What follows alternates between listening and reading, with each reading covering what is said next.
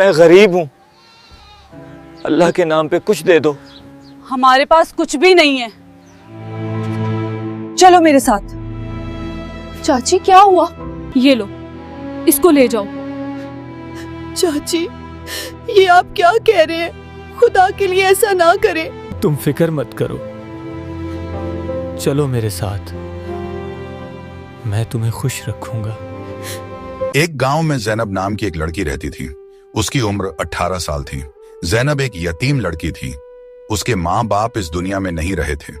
उनके जाने के बाद उसके पास रहने के लिए कोई अपना घर नहीं बचा था।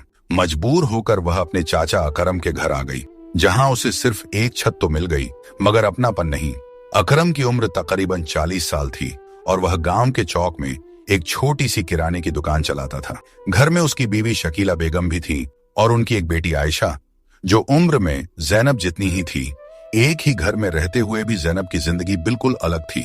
आयशा उस घर की बेटी थी और जैनब उसी घर में रहते हुए भी एक नौकरानी से ज्यादा कुछ नहीं थी। सुबह होती तो शकीला बेगम की तेज आवाज पूरे घर में गूंज उठती। जैनब, अभी तक सो रही हो? नवाबों की तरह पड़ी रहोगी क्या?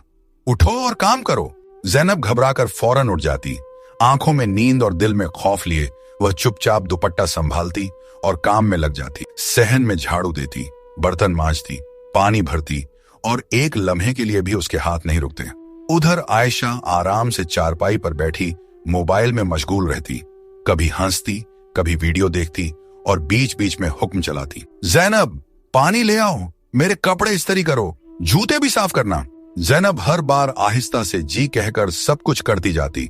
न कोई शिकायत, न कोई जवाब। शकीला बेगम दूर से उसे घूरती रहती और सख्त लहजे में कहती, काम ठीक से करना वरना आज खाना नहीं मिलेगा। ये सुनकर जैनब के हाथ और तेज चलने लगते। भूख पहले ही उसे कमजोर कर रही होती और ऊपर से डर उसके दिल को जकड़े रखता। सारा दिन वह यूं ही काम में लगी रहती। न आराम मिलता, न प्यार, बस हुक्म, डांट और खामोशी उसकी जिंदगी बन चुकी थी। शाम ढल रही थी। जैनब सहन में झुकी हुई काम कर रही थी। हाथ थकान से बोझिल थे मगर वह रुकी नहीं। इतने में दरवाजा खुला। अकरम घर वापस आया। दिन भर की मेहनत उसके चेहरे से जाहिर थी। जैनब ने उसे देखा तो फौरन सर झुका लिया और एक तरफ हो गई। अकरम की नजर एक लम्हे के लिए जैनब पर ठहरी। उसके दिल में हमदर्दी आई मगर वह कुछ कह न सका, क्योंकि वह जानता था कि उसकी बीवी शकीला बेगम बहुत तेज और चालाक औरत है। उसके सामने वह कभी खुलकर बात नहीं कर पाता। उसी लम्हे शकीला बेगम तेज कदमों से सामने आ गई। आ गए आप, अपनी लाडली को भी देख लें, वह गुस्से से बोली। सारा दिन सुस्ती करती है, काम कुछ नहीं होता इससे। जैनब खामोश खड़ी रही, सर झुकाए। अकरम ने हल्की आवाज में कहा, काम तो करती है। मगर शकीला बेगम फौरन भड़क गई। आपको तो बस इसकी तरफदारी करनी है, हम इसे मुफ्त में पाल रहे हैं क्या? अकरम फौरन खामोश हो गया। वह अपनी बीवी के आगे बेबस था। न वह बहस कर सकता था, न आवाज उठा सकता था। उसने एक नजर जैनब पर डाली मगर कुछ न कहा और खामोशी से अंदर चला गया। जैनब वहीं खड़ी रह गई, खामोश, अकेली और बिल्कुल बेसहारा। रात हो चुकी थी।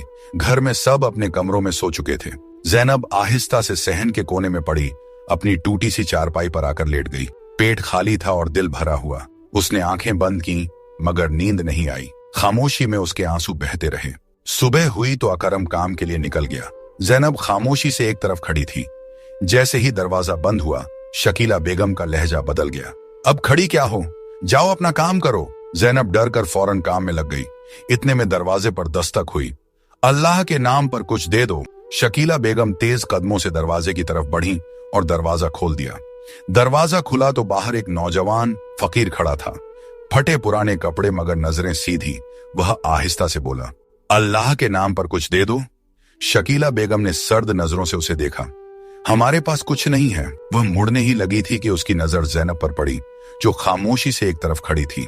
उसी वक्त आयशा भी पास आ गई और हल्की सी मुस्कुराहट के साथ बोली, अम्मी, बिल्कुल ठीक कह रही हैं आप। शकीला बेगम के चेहरे पर सख्ती आ गई।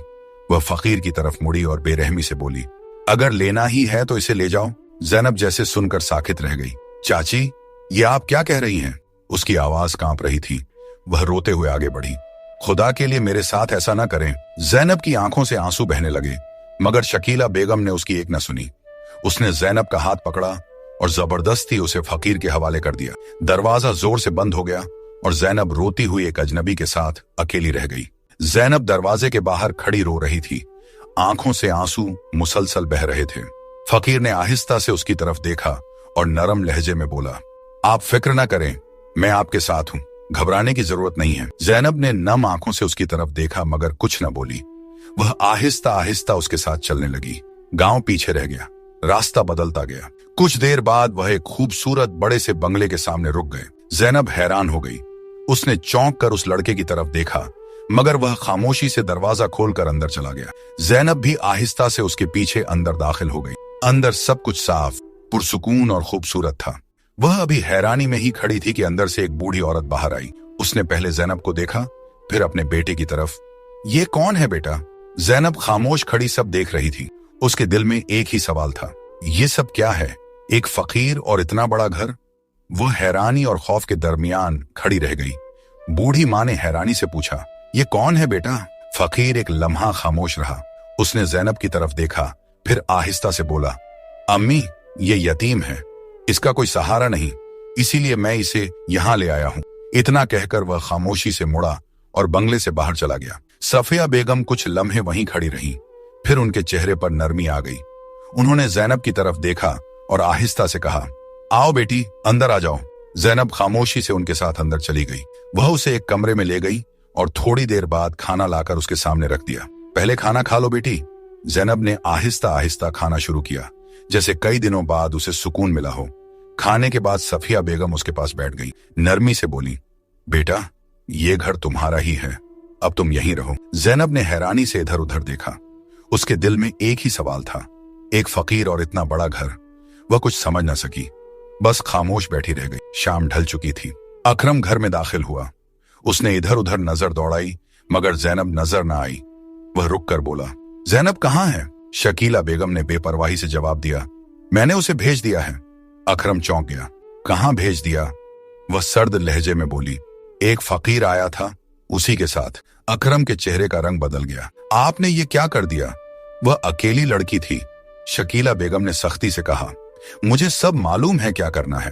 फिर आयशा की तरफ देखकर बोली, मेरे लिए मेरी अपनी बेटी काफी है। अकरम कुछ लम्हे खामोश खड़ा रहा। वह कुछ कहना चाहता था मगर कह न सका। उसके चेहरे पर बेबसी और परेशानी साफ नजर आ रही थी। दूसरी तरफ रात हो चुकी थी। बंगले में खामोशी फैली हुई थी। सफिया बेगम ने नरमी से कहा, बेटा, तुम आराम करो। वह जैनब को साथ लेकर एक कमरे में गई। कमरा साफ सुथरा और पुरसुकून था। उन्होंने आहिस्ता से कहा, बेटा, यहां आराम करो। जैनब खामोशी से बिस्तर पर बैठ गई। सफिया बेगम दरवाजा हल्के से बंद करके चली गई। कमरे में खामोशी छा गई। जैनब इधर उधर देखती रही। उसके जहन में एक ही बात घूम रही थी, इतना बड़ा घर और वह फकीर, यह सब क्या है? वह कुछ समझ न सकी। आहिस्ता आहिस्ता उसकी आंखें बंद होने लगीं और वह वहीं सो गई। जब सुबह हुई तो सफिया बेगम कमरे में आई। बेटा उठो, सुबह हो गई है। जैनब उठकर बाहर आई और सहन में जाकर बैठ गई। कुछ देर बाद सफिया बेगम नाश्ता लेकर आई। ये लो बेटा, नाश्ता कर लो। जैनब खामोशी से नाश्ता करने लगी। नाश्ते के बाद जैनब ने हिम्मत करके पूछा, अम्मा, मुझे कुछ समझ नहीं आ रहा, वह फकीर कौन है और ये बंगला? सफिया बेगम कुछ लम्हे खामोश रहीं, फिर आहिस्ता से बोली, बेटा, मैं भी सब कुछ नहीं जानती। वह एक लम्हा रुकी। वह बस अपना काम करता है, ज्यादा बातें नहीं बताता। उन्होंने नरमी से जैनब की तरफ देखा। तुम फिक्र न करो, वक्त के साथ सब समझ आ जाएगा। जैनब खामोश हो गई मगर उसके दिल में सवाल अब भी बाकी थे। जैनब आहिस्ता आहिस्ता उस घर के कामों में लग गई। वह अक्सर सफिया बेगम से कहती, अम्मा, आप आराम करें, मैं कर लेती हूँ, और फिर खामोशी से काम में मशगूल हो जाती। सफिया बेगम उसे देखती रहती। उनके चेहरे पर नरमी आ जाती मगर जैनब के दिल में सुकून के साथ एक उलझन भी थी। वह जब भी इस बड़े से बंगले को देखती, उसके जहन में वही सवाल उभरता, वह फकीर कौन था और ये सब क्या है? वह कई बार कुछ पूछने का सोचती मगर फिर खुद ही खामोश हो जाती, और इसी खामोशी के साथ वह आहिस्ता आहिस्ता इस नई जिंदगी का हिस्सा बनती गई। दूसरी तरफ घर में आहिस्ता आहिस्ता बातें शुरू होने लगी। शकीला बेगम ने एक दिन कहा, अब आयशा बड़ी हो गई है, उसकी शादी कर देनी चाहिए। अकरम खामोशी से सुनता रहा, फिर आहिस्ता से बोला, अगर कोई अच्छा रिश्ता मिल जाए तो ठीक है। आयशा एक तरफ बैठी थी। उसके चेहरे पर हल्की सी खुशी नजर आ रही थी। चंद ही दिनों बाद पड़ोस से एक रिश्ता आ गया। शकीला बेगम ने जल्दी से हाँ कर दी और घर में शादी की तैयारियां शुरू हो गईं। चंद दिन बाद आयशा की शादी हो गई। घर में सादा सी तैयारी हुई। चंद करीबी लोग जमा हुए और खामोशी से ये रस्म मुकम्मल हो गई। रुखसती का वक्त आया। आयशा की आंखों में